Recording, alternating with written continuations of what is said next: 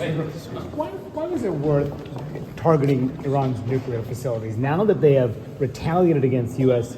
interests overseas and there's a risk of a regional war? The president warned them not to retaliate, but he was also very clear that the threat of Iran obtaining nuclear capability is a threat not just to Israel and the Middle East, but to the United States as well.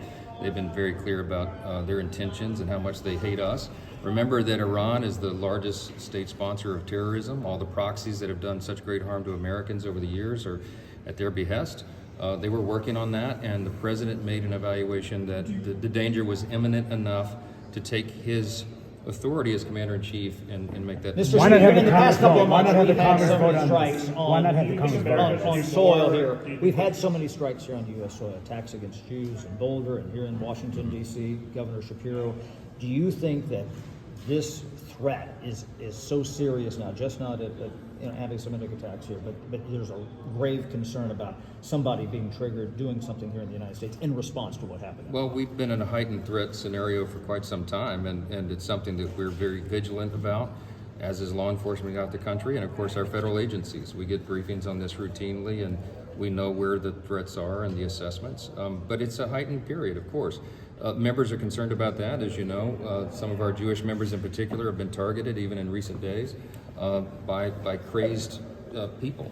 We're going to prosecute those folks to the full extent of the law, and we're going to do everything we can within our power to make sure members are safe and free to do their jobs. There's a number of resources available for protection in that regard, and we're researching other avenues to make sure everyone who serves the public can do so in a safe manner. Why not have Congress vote on Iran? Why not have, just given that you're the imminence of this threat? So look, there's been so much talk ranging from AOC suggesting this is an impeachable offense, which is just absolute nonsense, to people suggesting that Congress should dither over this. Look, the Commander-in-Chief has Article 2 responsibilities. They're very serious and important, especially in times like this. I think he used that authority judiciously. I think this Commander-in-Chief means what he says what he means, and he's trying to protect American assets and personnel. We had 40,000 servicemen, men and women over there in that region, and they were in imminent danger, as was our allies in Israel, and as were we.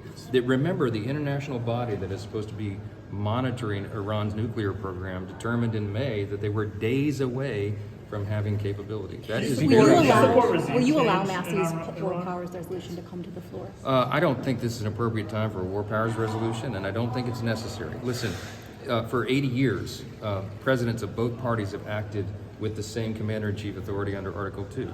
You had President Biden used 3 times in Middle East operations. President Obama went on an 8-month campaign bombing Libya to take down the regime there.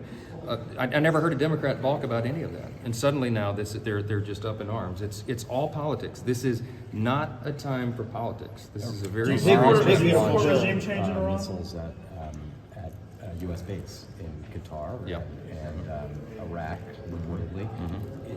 Should the U.S. respond to those attacks? We're monitoring that very closely. I got a classified briefing on all this early this morning. This is the retaliation that was expected.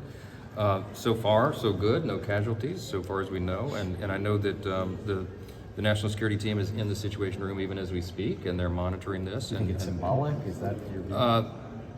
I'm not gonna comment on it because I don't want to affect any of these events. But do you think the president should respond? Should the president respond to It's this? up to the commander-in-chief. I mean, he sent a very clear message that they should not. He wanted Iran to come back to the negotiating table in good faith. The problem is they weren't there in the first place. Big, so we could never big get beautiful bill. We're here until they finish in the Senate. I mean, it looks like they might not get to this till the end of next week, over the weekend. That means you guys I'm withholding my judgment until I get that final product, but I'm working with individual senators, leadership, and our own members to keep the train on the tracks. You know what my deadline was July 5th.